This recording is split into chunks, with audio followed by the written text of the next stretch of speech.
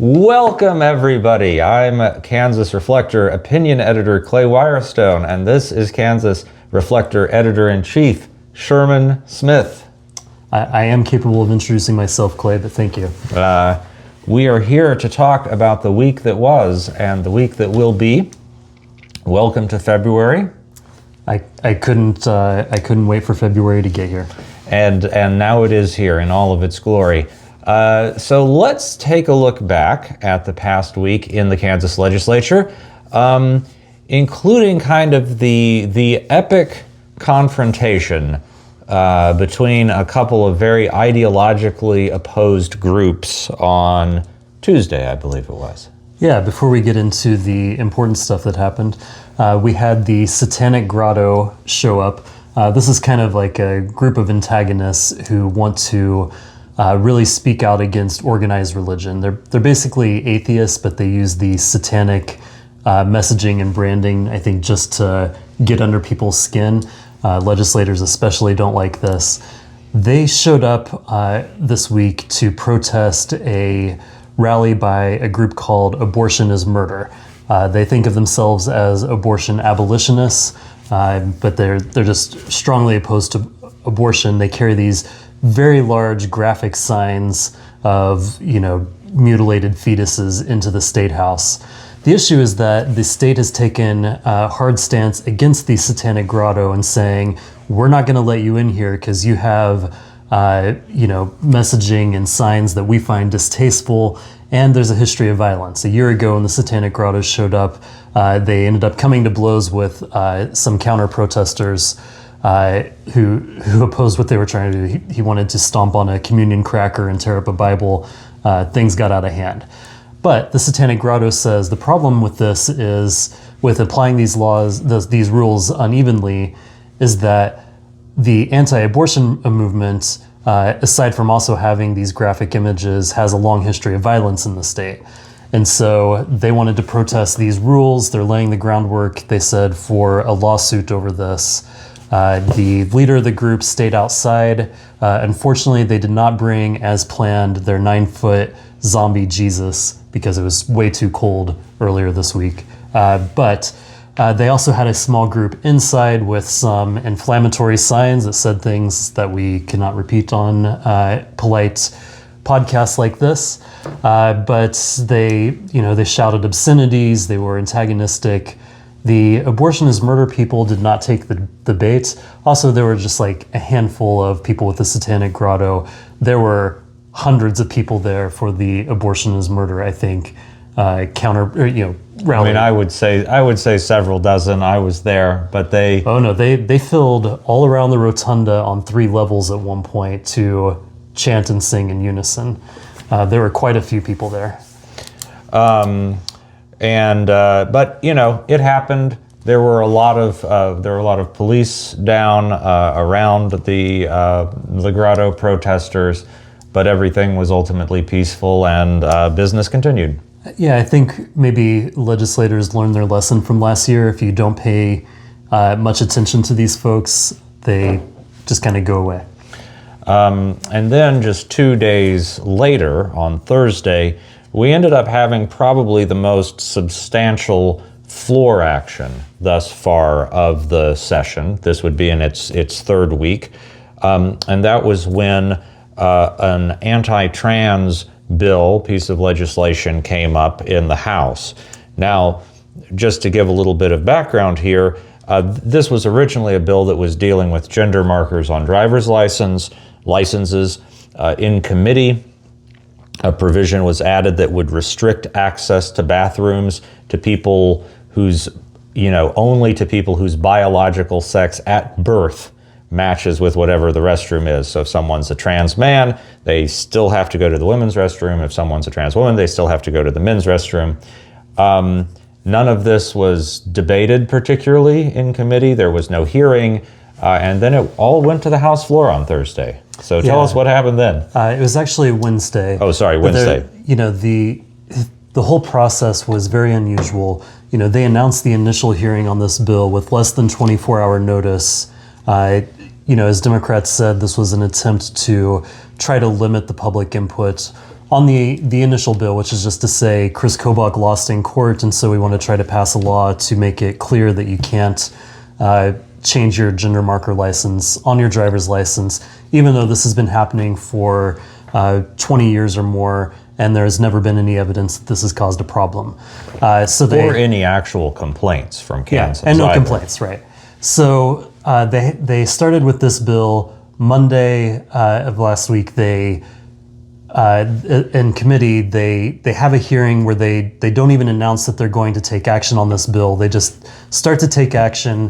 Representative Bob Lewis, a Republican from Garden City, says, I have an amendment, and it adds this bathroom ban, which also includes a bounty for people to go out and turn people in and result in thousands of dollars in fines if they're using the wrong bathroom. This applies to bathrooms in public buildings, government-owned or leased buildings. The problem is, because they didn't announce this, because it was just an amendment, there was never a chance for the public to weigh in on this. And then they took the bill that they had amended and they shoved it into a different bill, a bill that had already passed the Senate. This is procedural hijinks. It gets out in the weeds, but what all this really does is means the House could take this to the floor immediately on Wednesday, pass this, and then the Senate later that night, because it had started in a Senate bill, theoretically, the Senate could just concur on this without ever having a public hearing in the Senate as well. So the public never had a chance to weigh in on this. Democrats over and over again honed in on this point on the floor during the debate Wednesday. It was a 6-hour debate. Lots of Democrats came up and spoke over and over again about the problems with this bill, their concerns with this bill. Just a few Republicans were willing to step forward to say, we think this is a good idea for various reasons. Most of them dealt with safety concerns. Women don't feel safe if men are in the bathroom. We're actually talking about trans women being in the bathroom with women, and there's no evidence that has led to any concerns or any sort of violence. But the Democrats raised their points over and over again. Very interesting, I thought, was Lewis, the representative who had put this into the bill. He had an amendment, which Democrats said is a sign that, like, this is such a rush process, you couldn't even get it right the first time. Lewis amended his own bill to say, we need a severability clause, so if the courts find that this is unconstitutional, it doesn't invalidate any of the rest of the bill. Democrats, of course, said, well, this is evidence that you know it's unconstitutional to begin with, otherwise you wouldn't be concerned about this. Well, either that or even that the process itself was so rushed that the severability clause wasn't included to begin with, as it often is in more complex pieces of legislation. So this was sprung in debate on Wednesday. The House and Senate both passed it that day. That means it's going to Governor Laura Kelly's desk. The expectation is that she will veto this. It did pass both chambers with the 2/3 majority needed to override her veto. However, this was done right before the GOP annual convention down in Wichita. They like to have something that they can hang their hat on right before the convention to say, look at what we did with our strong supermajority powers. There's no guarantee that they can override the governor's vetoes, but the early indication is that they do have the support to do that. Only one Republican in either chamber, Representative Mark Schreiber, a Republican from Emporia, voted against this. Moving on, you covered, continuing to cover, what's going on in the House Elections Committee, which is being chaired by Representative Pat Proctor, who's also running for Kansas Secretary of State. What the bills he's introducing are quite high, would mean some big changes for Kansas, and perhaps have some connection to him trying to increase his profile in advance of that race. Yeah, every Tuesday and Thursday in the House Elections Committee, Representative Pat Proctor floats, a new bill or two that would, in effect, tilt the scale in favor of Republicans. We've reported on some of these in the past, like moving all the local elections to even numbered years. He's acknowledged now in his own campaign emails that this is because more Democrats turn out to vote in local elections in odd numbered years. The latest proposal that I'm writing about is this initiative that would really crack down on people who help voters turn in their mail ballots. This is one of the things that party leaders, volunteers, and just people who believe in high voter turnouts have volunteered to do for a long time. They'll find out everybody who has requested an advance ballot and has not yet turned it in, and they'll go to them and say, do you have a plan to turn this in? If not, let me help you. Fill out your ballot. I'll take it down to the election office for you. I'll put it in the drop box, or I'll put it in the mail for you. Pat Proctor has said he wants to get rid of advanced voting in its entirety if he had his way. And so his latest idea is, if you want to help somebody turn in the ballot, you have to put your driver's license number on the ballot envelope, where it potentially could be exposed to anybody who sees this. It would raise a lot of privacy concerns. You also have to be a qualified elector, he says. There's concerns about, like, what does this mean? Does that mean you have to be in the same precinct as the person that you're turning this in, or just a Kansas qualified elector? It's not really clear in the law yet, but also people pointed out there's like a lot of high school students who volunteer to do this work. If they're not 18 yet and they're not eligible to vote, they would not be a qualified elector. It would cut down on them. There's some steep penalties. It would actually be a crime to violate these rules. The whole thing is just seen by opponents as a way of discouraging people from helping turn in ballots. This will disproportionately affect Democrats who outnumber Republicans 2-1 in turning in advance ballots. Well, and there's just a lot of ongoing drama. Yeah, and I should point out too that this was Pat Proctor's idea. There were 0 proponents for this. Highly unusual that we would ever see a hearing on a bill which not a single person anywhere was willing to stand in front of the committee and say, this is a good idea.